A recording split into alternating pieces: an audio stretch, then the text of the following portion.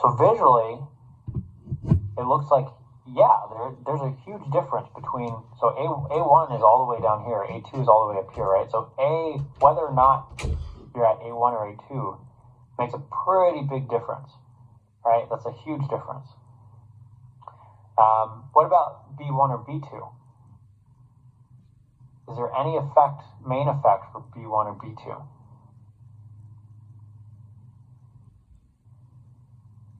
Not really, right? So if we're averaging these together, right, we're somewhere in the middle.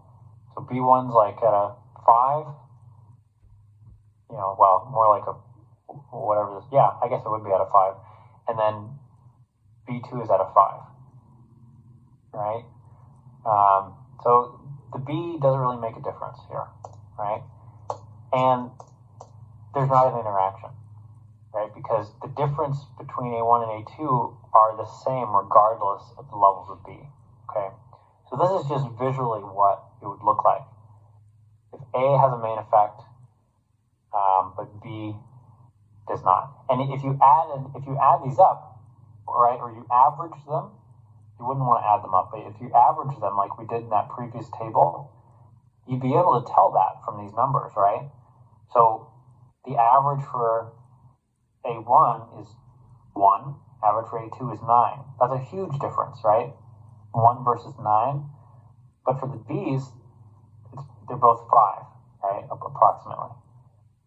So there's no difference there, okay? What about this one? So somebody let me know, why can we not see the blue line on this graph? What's going on here?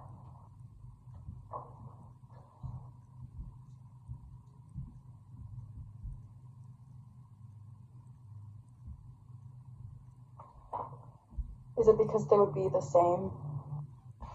Exactly. Yeah, so you can't see the blue because they're overlapping perfectly, right? So we can see that the numbers are the same, right? A1 and A2, they're identical, right? So in this situation, there's no effect of A, right? Because they're exactly overlapping. There is a main effect of B, right? Again, looking at the column averages, 9 versus 1, that's a big difference. Interaction? No, right? Because the difference between levels of B does not change depending on where A is. It's the same regardless. Okay, and then the third example, okay, we have A1 versus A2. So is there a main effect of A? What do you guys think? Is there a main effect for A going on here?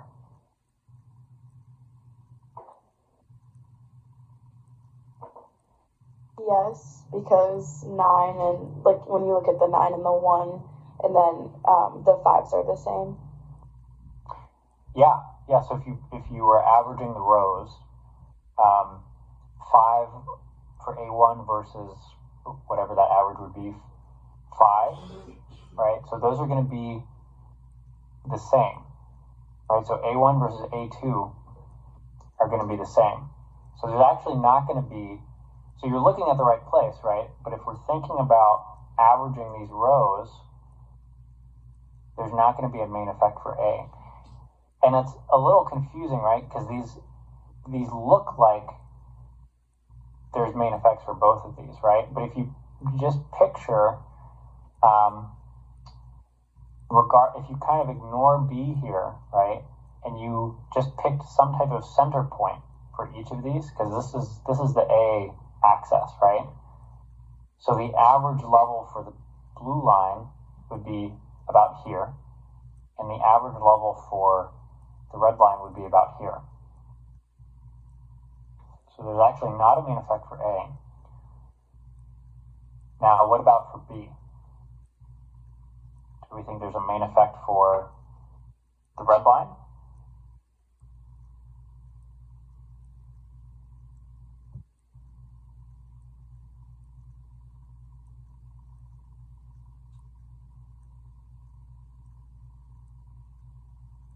There would be, right? Because it's like the average would be different. Yeah, absolutely. Okay.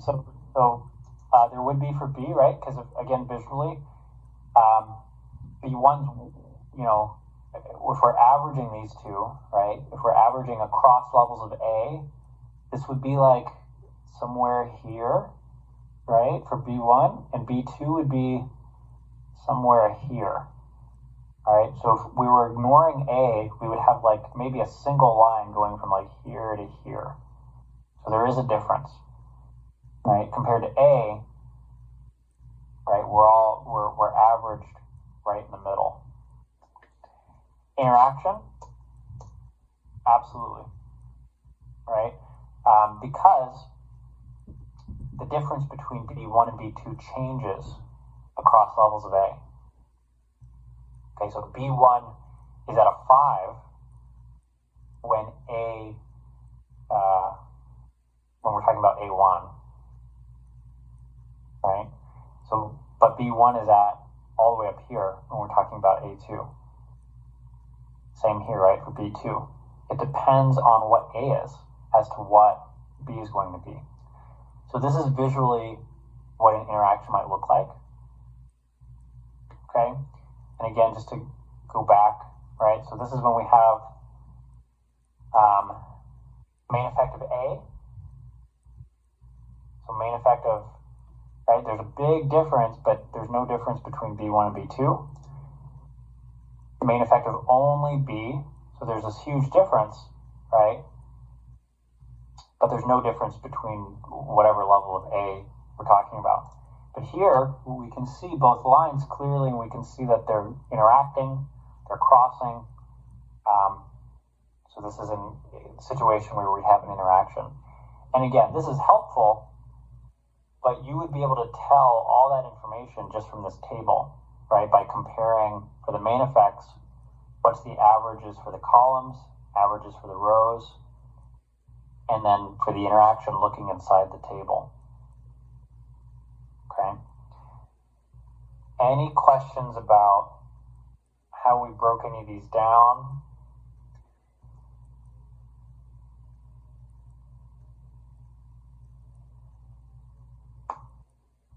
Any thoughts, concerns? Because we'll have to, on the exams, you'll probably have at least one question where you're interpreting, you'll probably have a table, and you'll probably have to interpret, is there likely a main effect for each one? Is there likely an interaction? And why? Okay. I've included other examples if you want to practice in the slides that I'll put up, so you can kind of practice and see, and then see if you can tell like what's going on for each of these. Let's see, we talked about this, right? So this is something you'll need to know as well, right? So we talked about earlier, how many total effects are there for any given design? If there's a 2x2 design, right? There's two main effects, there's one interaction. If there's a 2x3 design, how many effects are there? There's two main effects, and there's one interaction. Okay. And this is again because even though there are three levels of this variable, we're still looking at only two variables interacting, right? If we had 2x2x2, then we would have two different interactions that we're looking at. But just because there's an additional level of one of the variables, it doesn't add any more interactions. Okay. I know that's not intuitive. This is a point that always kind of messes with my brain. The fact that if we add another level, because you're picturing in the box, right? So you're picturing a whole nother column, let's say, right? So there's 3 cells and there's 3 cells.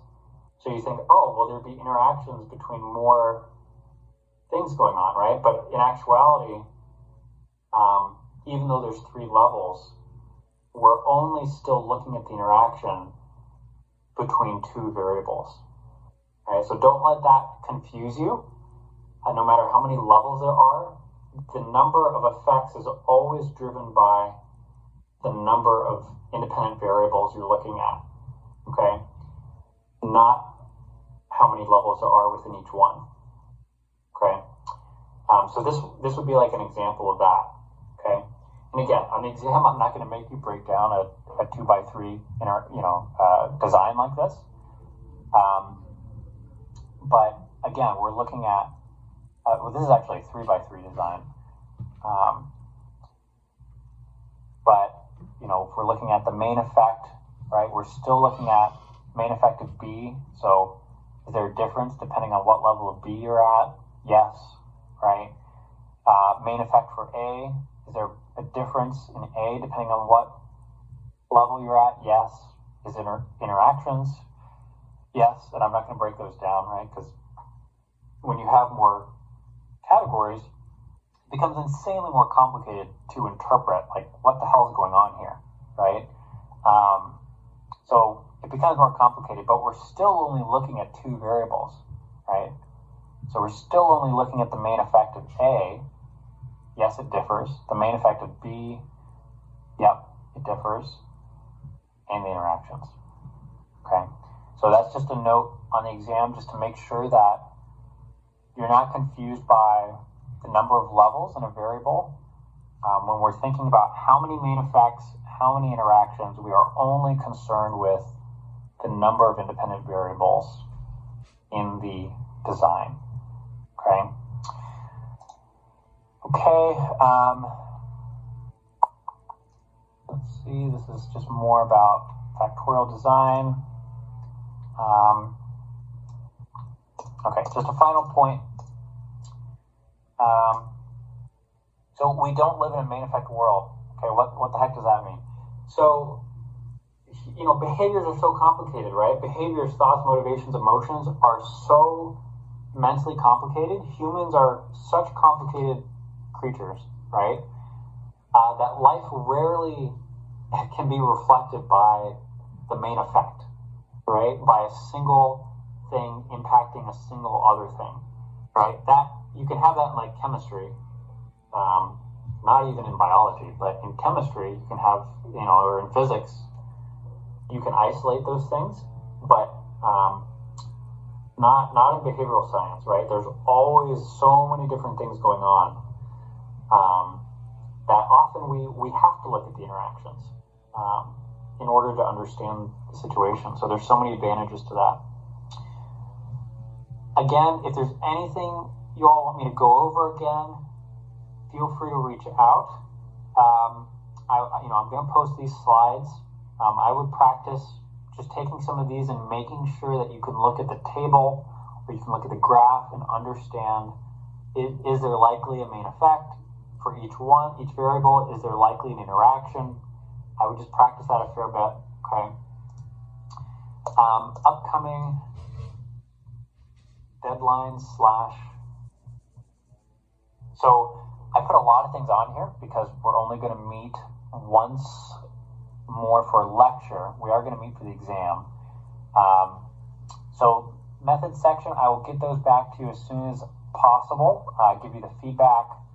Same for the results sections. Discussion section is coming up on Monday, due by midnight. Okay. Exam 2 is coming up next Wednesday. Again, that's in class. So the policy is going to be a little bit different. Last time I said that, you guys can start the exam as long as it's within the class period. But what I would actually like is for everybody to get started on the exam before 11 a.m. Okay, so I'll get on Teams at 10:45 and have the password to get into the exam. And then you don't have to stay on Teams. But I want everybody to start before 11. Okay? So if you don't start the exam before then, it's not going to count. It won't let you in. So if you have concerns about that, like you're going to be late that day or there's something going on, let me know beforehand and I can accommodate that. But if you just show up late and you can't get in, then, and you didn't let me know beforehand, then that's kind of what's going to happen. Okay. It's again same format, 50 multiple choice. I again emphasize studying the quizzes plus 10 short answer. Speaking of quizzes, so the quiz for last week's lecture, I'm going to post again same system, post Friday morning, and it'll be due on Monday. Article response 3 is coming up. I think that's the week after next, the 22nd. Because this is the article response that you're actually choosing your article, if you're like 100% sure, like, yeah, okay, this is like, this meets all the criteria, and I have that posted in the rubric, exactly what kind of article you need to have. But if you're unsure about it, just email the article to me to double check.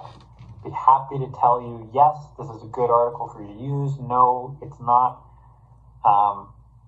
If you do choose one that doesn't meet kind of the requirements, right? It has to be an empirical article, peer-reviewed scientific journal, no reviews, no meta-analyses, then, and you do your response on that, then you're not going to be able to receive credit. Okay, so if you're unsure, just double check with me. You can even just send me the citation for it.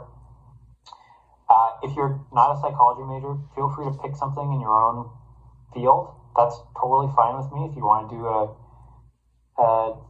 communication sciences article or a nutrition article or whatever it is that you want to do, I'm fine with that as long as it meets the same criteria of being an empirical, peer-reviewed article. We're not going to have any class on the week of Thanksgiving. I think that's when the article response is due on Monday. But no class that week at all. And let's see, after that, 1st of December, that's the final lecture that we're going to do in class. That also by midnight is when the final paper is due and the extra credit is due. So that's the potentially 4th article response. Again, you would just pick one on your own. I would double check again if you're unsure with me about that. And then we have our final exam on the 6th, which again is going to be in class, 50 multiple choice questions. Okay, so this is just kind of an outline. Any questions, concerns from any of you guys? I'm thinking nope. Okay. If not, you guys are free to go.